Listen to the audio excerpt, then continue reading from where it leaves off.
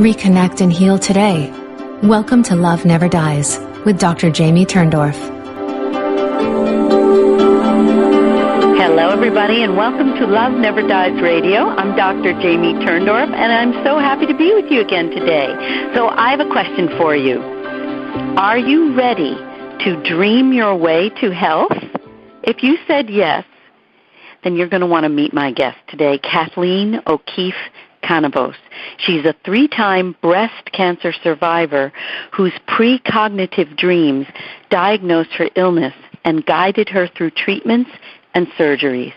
She has lived to become an international bestseller and multi-award-winning author, producer, and host of Wicked Housewives on Cape Cod radio and television programs, and an international speaker and intuitive dream coach.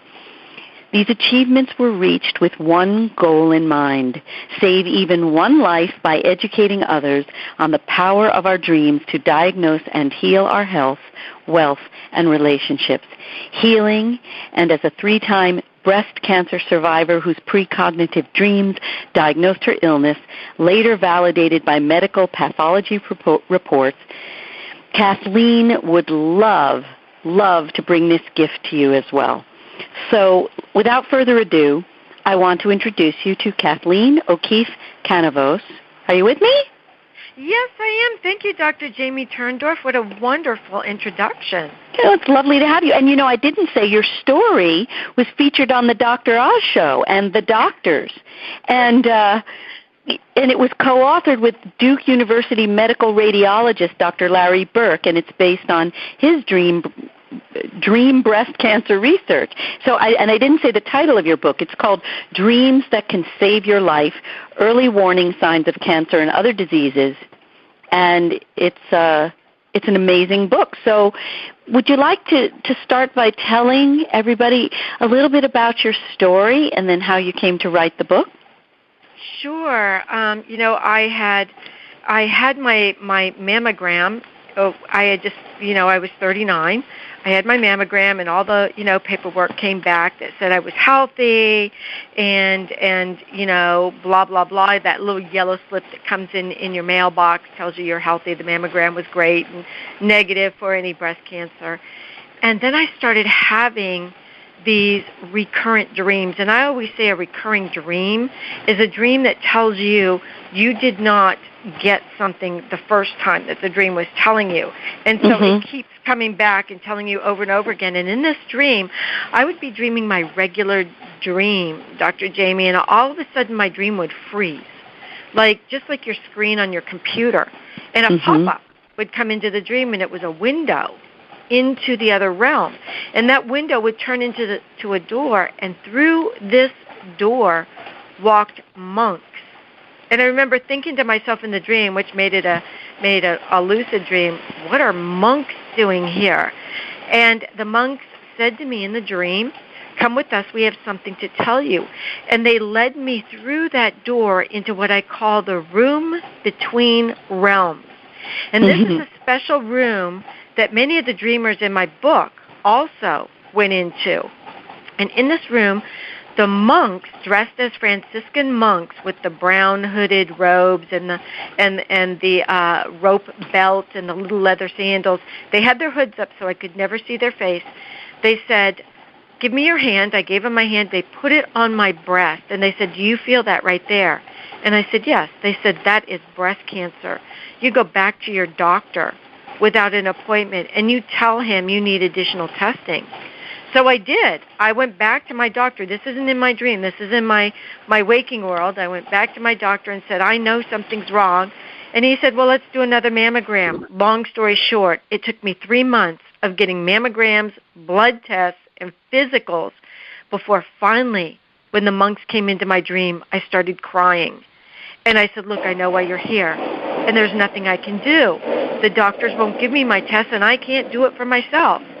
And the monk reached into the sleeve of his robe and took out a tiny white feather and said, use this like a sword to cut through your arguments tomorrow. Go back to your doctor without an appointment, and you need exploratory surgery. So again, long story short, when I woke up out of anesthesia, I convinced my doctor to do it. And he said pathology didn't like what they saw when we cut open what we thought was a fibristic tumor. And I said, is it breast cancer? And he said, yes. Now I have to get you a specialist. So it turned out I had breast cancer, which was then validated by pathology reports, but it was found by monks in my dreams. It's amazing, isn't it? And then you said it happened 3 times. So did the monks come to you 2 other times? Yes, they did. They came to me every single time. And when they came back, almost 5 years later, almost to the day, and they said, it's back. And you don't want to believe your dreams. You don't want to believe your monks. You want to believe your doctors who are telling you you're healthy. Congratulations, go home. That's who you want to believe. But I knew those monks were right. They wouldn't be there if they weren't. And so I had to stand in my power as a woman and speak my truth and be extremely demanding to the point of being a pain in the butt to get an MRI, which showed I had a 9 by 11 centimeter tumor that they had missed in mammograms again. And I kept asking them, why are you using mammograms to watch for recurrence when mammograms didn't show my first breast cancer? And they said, because mammograms are only as good as the people who take them and the people who read them, and we're the best. So when I went this is the best. Help me. Yeah. I reminded them of that, and I said, when you've got patients who mammograms did not work for, which is 30% of women throughout the world, there's 30% of us, you really must use MRIs to watch for recurrence.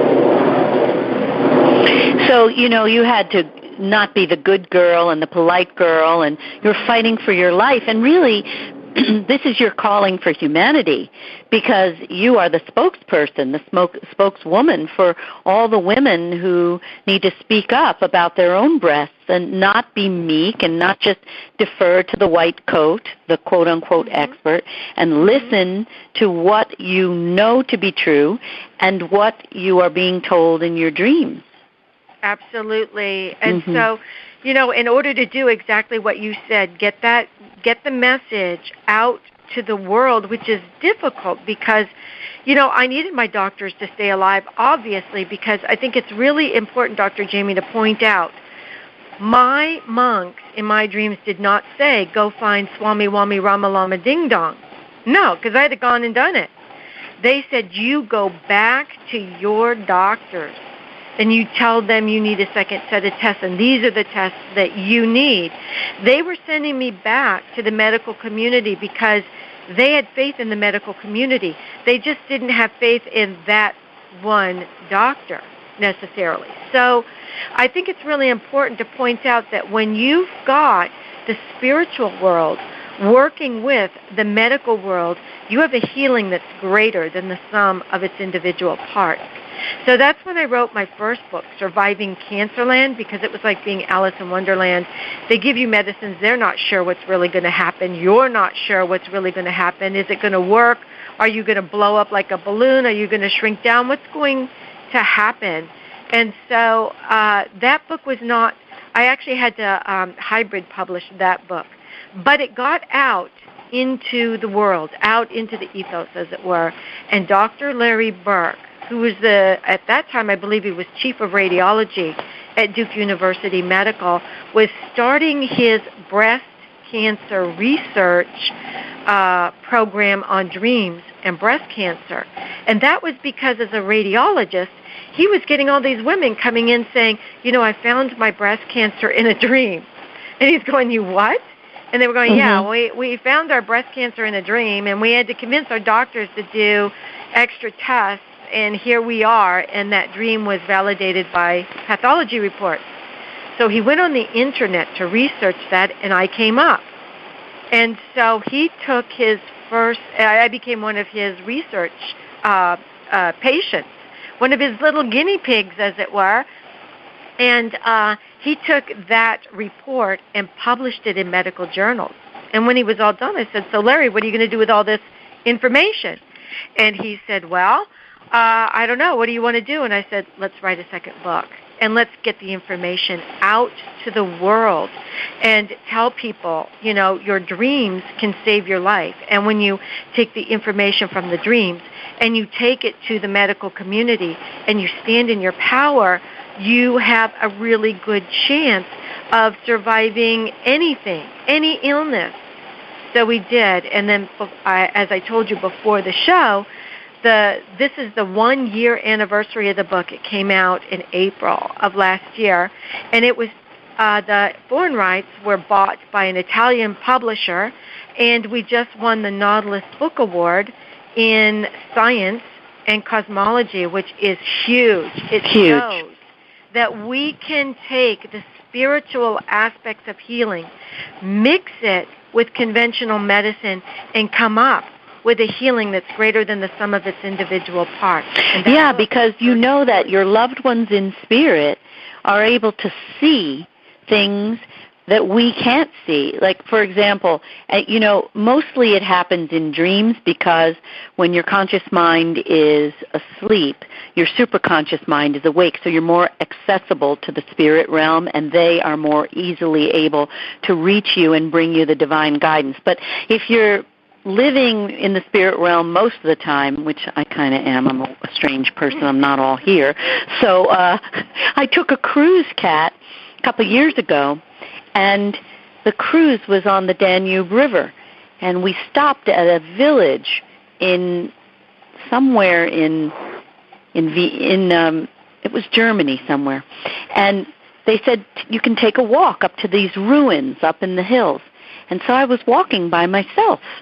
And all of a sudden I heard Jean, my husband in spirit, shout my name very loudly. Mm-hmm. And I did not know what he was trying to tell me, but I knew he was trying to get my attention. That night I found a tick embedded in my back. Mm. So he was trying to guide me, and because I'd had chronic Lyme for decades untreated, he screamed to try to wake me up. And because he had warned me, I was more wary of my body that day, and I found the tick and got it out immediately. So I am, this is absolutely true what you're saying, and your loved ones actually will speak to you through symbols that are understandable to you, like the monks. Many monks are healers, and so coming to you through that kind of symbol will get your attention and make you pay attention. It certainly did. Yeah. Having a whole bunch of monks march into your dream, it gets your attention. I tell you what, this particular order of monks are a bunch of breast men, so that would get my attention. Monks who are breast men, were breast men? I'm teasing. Okay. I'm sorry, maybe you need some research. I didn't know that. No, I'm teasing. They're breast men. Okay. Yeah. So, yeah. And, this is like a totally crazy aside. I had a woman who was in love with her whole life a priest, a Catholic priest. He wasn't a Jesuit like my husband had been for most of his life, but a priest. And it was a relationship that was never consummated. He leaves his body, and he starts coming to her, and it's clear that he wants to make love to her. And I help her to dialogue with him in spirit, and he says, when is a priest ever going to get lucky? It's like, come on. Can we make love now?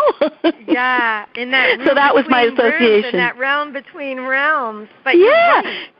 Yes, our loved ones do come back to us, and throughout my treatment, Dr. Jamie, my mom would come back. And before I was even diagnosed, before I had an inkling that there was something wrong, she came into my dream. She had died 6 months earlier of colon cancer.